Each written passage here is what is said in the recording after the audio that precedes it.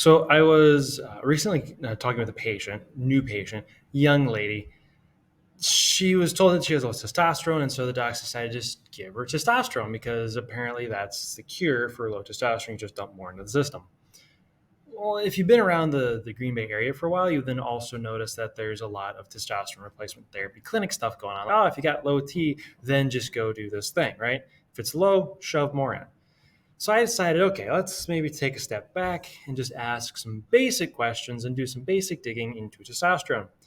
And in true fashion, I happen to go a little overboard, but I like information. So, guys, let's just talk about testosterone, right? And we're going to focus on the guys here as well, right? Because usually it's the guys that are getting the brunt of things with testosterone replacement. And apparently some ladies too. But, anyways, so let's just dive in, right? So, testosterone is going to help your body maintain some normalcy, and you produce it normally from normal functions, a lot of normalcy. So, the current medical powers that be would say that you're doomed to start losing testosterone after 30 or 40 if you're lucky. And that sucks pretty badly. And their only option, their only hope is that you take some replacement stuff. When you think about it, you stop and just go through the logic. It's a pretty roundabout way to say you ain't packing much and you need some white coat lab jockey to beef you up. However, a couple people finally got some brain cells to rub together, and they decided to ask a couple questions as to why, which on one hand always boggles my mind that it takes them forever to ask the why, but this is the consequence of the current research perspective. Anyways, so we'll have a Philosophy Friday on that. Write that down. Anyways, so there's several groups that are asking the question, does testosterone production actually decrease at a certain point? Are there physiological functions that affect this and things that it affects, right? Are there environmental and health factors that are going to change your body's testosterone production? Answer, complicated, but it's a yes.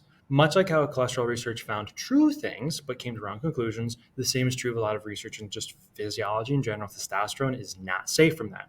So, what some of the research noticed is that after 40, men's testosterone generally declines. However, there's a really big oh dear moment that the research found, right? That each successive generation of men, so like my dad versus his dad versus his dad, right? Each generation after had lower levels of testosterone compared to their fathers, like detectably lower. And then they did some more digging for the current days guys, and they found there's a lot of patterns: obesity, smoking, depression. Okay. Other research and other things found that for those low T guys, like heart disease, diabetes, blood pressure issues, like body weight, activity levels, all these things really fed into, or at least were found alongside, the low testosterone. There's a couple other things that were found, like some low sex hormone binding globulin, which transports testosterone around. Think of it like a little truck, right? So transports it around, but we're going to break down that a little bit later. But we're really just going to start with, okay, who's on the mark where? And just when you really break down the research, here's two of those like really most important aspects of those studies. Low testosterone preceded these conditions, blood pressure, obesity, etc., by about 5 years prior to them really being visible. So let's just start going in through some of the normal physiology stuff. Remember how adipose tissue is used for conversions in women? This is a very similar thing in guys, because guess what? Humans follow a similar blueprint in a very basic form. I've got two arms, a liver, etc. Now, your liver, speaking of, is a major aspect of those conversions as well, men, women. But like men's livers, women's livers, they both have markedly different enzymatic levels because they have different productions and different conversions necessary to maintain normal function. It's almost like it's a feature, not a bug.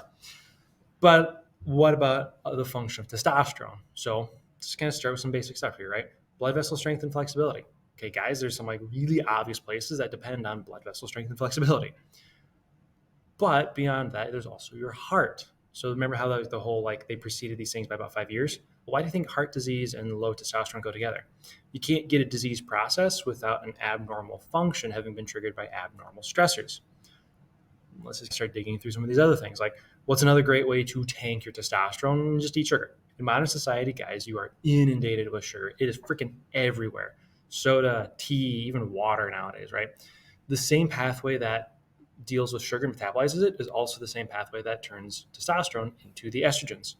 Why do you think that diabetes and obesity are pretty closely linked with testosterone problems? As you stress your body with more sugar, you're going to need more, like another funnel, to help pull that through. You have to remember that one. But again, your body's adipose tissue and liver are both going to deal with the sugar. Okay. Same pathway, aromatization. Can't keep that in mind. While your body is smart, it's still subject to physics. So when you're increasing the demand and the stress on a certain function, the body has to increase capacity, right? It's just like bodybuilding, okay? The larger funnel you have, the more things you're going to pull through that funnel. So you get a kind of a double whammy there, right? Because you're stressing your pancreas through the sugar intake, and then you're going to alter your insulin functions, which is going to alter your levels of sex hormone binding globulin, which is also dependent on the liver. So now you're converting your testosterone into estrogens. You're reducing your body's kind of bandwidth for moving it around.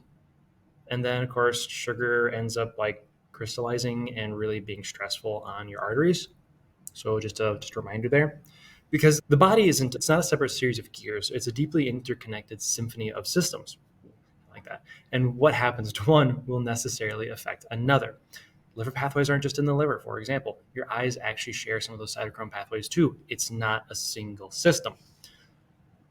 Let's go back up to the obesity, body weight, like stuff with testosterone. So it comes down to a lot of the same issue, right? Remember stressors on the body requiring functions and all that. Our overly sugarized diets are really great at adding that abnormal levels of stress. It used to be that people had 5 pounds of sugar a year. We're now up to 100 pounds of sugar a year. You're going to alter your present physiology to adapt to that stress. And there's a limitation to matter, guys, right? You can't grow a second liver to process toxins. It'd be great. Oh, gosh, it'd be great if you could just pop in other organs into existence. But you can't do that. So then where does that lead us? Well, now your body needs to respond smartly and increase its storage capacity and like ability to process those sugars. So now you're going to increase the number of funnels you have to deal with the sugar, but that's going to then also just by virtue start pulling through the testosterone, right? Why do you think breast cancer is happening in men? You're seeing their bodies get abnormal levels of estrogens, partially from diet. There's some other things that are going to be contributing to that, but it's just everywhere. Bread, tea, coffee, like everything's just basically a vessel for getting sugar into our bodies, which over time is going to seriously create some problems. And we're seeing a lot of it already. There used to be a time where it was like childhood diabetes wasn't a thing. Okay. It was adult onset and then some other stuff. Okay. But now kids, it's crazy, right? But don't worry, it's just genetic. I don't know. It's weird that the genes just started activating in the last 50 years, right? It's not like we couldn't study these things before. But kind of going back to those other things that are leading to some testosterone problems, right? There is a ton of birth control residue in tap water. I mean, it's like stupid levels of it. And the terrifying fact is that the overwhelming majority of city water plants, purification stuff, do not bother filtering that stuff out. So you know the crazy guy Alex Jones? Well, I mean, he talks crazy, right? When he was doing the whole like they're turning the frogs like gay thing. Come to find out that the amount of birth control residue that's in our water is enough to actually be like alter the sex of frogs, right? It's actually triggering genetic cascades in their species. We're also getting a similar thing with fish. That's kind of a problem, right? It's doing it to these other creatures, which at least have the capacity to change themselves like this. What do you think it's doing to us? And we do not have those built-in systems to deal with that junk. And if you don't believe me, just search some stuff. You know, federal water purification regulations, like what are acceptable limits of what. There's a lot of literal crap in your water. Okay. But a lot of guys don't know where the testosterone's going, right? So medical practice is you measure testosterone, it's low, shove them full of testosterone, or if you're a girl now. And they don't run a complete test, right? They just look at low, so shove in a medication. Okay, there's a couple different directions your testosterone can go, guys. Like, but they're only going to test what they can test for because like, unless they have a medication or surgery, they're not going to bother them later. But they're just going to try and change a marker on a paper. Complete testing for me is looking at where things are going. Complete testing for them is what can they change on the paper. But guys can have totally fine testosterone production, but it's getting sucked or pushed or just moved into a whole bunch of different pathways. We already know that there's estrogens that can go down. But what about DHT, dihydrotestosterone? A lot of things you're going to see from this, but you're going to lose some normal level stuff because you should have a level of DHT in your body. You should have a level of testosterone. If you have an imbalance, you have abnormal levels, you're going to have abnormal functions. And a thing that comes with DHT that's abnormal is like male pattern baldness. You're also going to get some skin stuff, some head stuff, right? And you can even get some like shrinkage of some other things, and your prostate can do some weird stuff. So unless you're looking at where stuff's going, unless you're running a complete test like that, if you have low testosterone and a doctor just shoves more in, you think you might end up causing like more of a problem, because what if he's pushing it all into estrogens? I've seen it, right? Looked at the lab work. Okay, this guy, no wonder he's growing breasts, right? Because that's what his body's currently doing with what's getting put in. So you think you might just end up worsening a problem, right? Fuel for a fire kind of thing. Because if a fire is faltering, you don't just throw more gas on it. Things could blow up. But it could just be as simple as you need to look at the airflow or stop pouring water on it. Sure, I'm looking at you.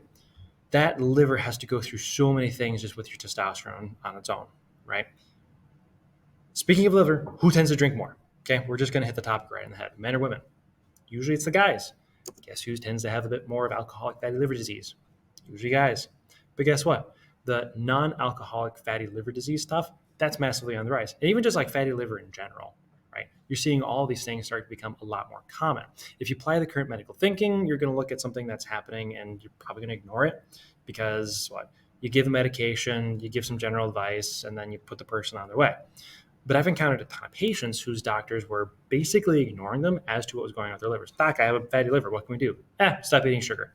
There's a couple of the ladies I was working with. They're like, well, Doc, I don't eat sugar. And it's just like, I'll see you in 6 months. Like, it was really awkward, as my patient told me, because they were just like staring at each other and there's no connection happening. But I've seen, like, on the other side, I've also seen plenty of stress-induced diabetes, guys and gals both. Remember that symphony of systems thing. And we'll talk about stress-induced diabetes later. But like a great place for your body to store toxins and sugar is going to be fat tissue, okay? Your body doesn't want to put fat tissue in the liver because that really slows down its ability to process things. But it's a lot better than letting just junk float around the system, creating damage consistently and constantly wherever it's at. And your liver has amazing abilities to regenerate itself. So if it's running out of other places, sorry, liver, you're kind of the next best place. Another great way to put a lot of stress on that liver, abnormal levels of hormone. You just shove in a whole bunch of additional testosterone or estrogens, and you're going to seriously put a lot of stress on the organ that has to handle all of that. And speaking of the liver, one more thing, right? We're going to talk about physiology and medical practice. Okay, I'm not telling people what to do with their medications. I'm just going to talk about how it interacts with the body, what it does, things like that. So, cholesterol. It's a major boogeyman, right? It's a silent evil killer that's like your liver is naturally and constantly producing. And so there's these two forms and blah, blah, blah. So research found, and it's a great example of fact versus conclusion. That's horrible conclusions, especially since we've had time to compare outcomes. There's HDL and LDL cholesterol. Actually, no, there is not. It's non-existent. It's not a thing because there is only cholesterol and its carrier molecules, HDL and LDL. Think of it like different types of trucks that carry the same cargo. The H truck goes one way and the L truck goes another way. Okay. Usually the L truck is going out to the rest of the body. And there's a few more specific varieties like VLDL, but that's getting in the weeds for now.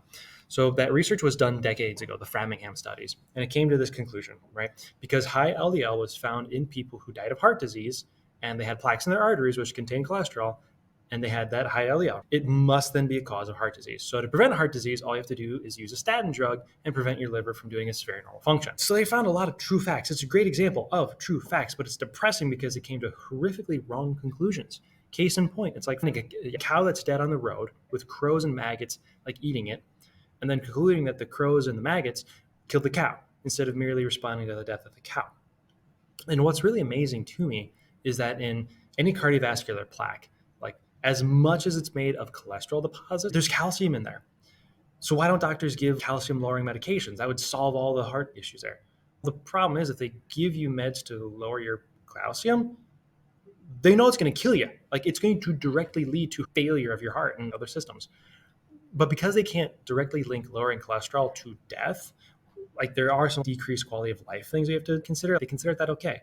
Except mortality and morbidity data shows that at best, death from cardiovascular disease isn't really related to high cholesterol. In fact, it's probably a bit worse with poor cholesterol levels. Well, why?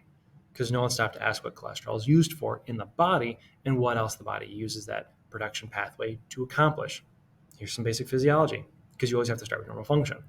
So let's just talk about where cholesterol is used. Okay, it's used in creating a cell, right? All the cells in your body, right?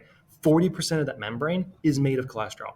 You have to have cholesterol to transport iron, control the fluidity and the flexibility of the cell, and conductivity, right? Communication. And there's like an immune aspect and these other things. But here's the other fun part. Cholesterol is necessary for your brain. It contains 20% of your body's cholesterol. Now, it's so important for your brain to have cholesterol, it has its own internal cholesterol producing mechanisms. That's how important it is. And all these like different cells in your body, glial cells and astrocytes, right? They're all taking over that function. Okay. So just consider really carefully if they're doing a similar function in a different place and they're guarding that. Don't you think that's really stupidly important? Because here's the other thing, the nerves in your spine, myelin sheaths, have to have cholesterol in order to produce themselves correctly. And your body's going to scavenge whatever it can, wherever it can, to do its most basic life sustaining functions. Here's the other thing, speaking of life, gentlemen, ladies, your basic hormones that control a lot of those aspects of your moods and those other basic body functions. Speaking of, they're steroid hormones, meaning they're made from cholesterol and they're only made from cholesterol.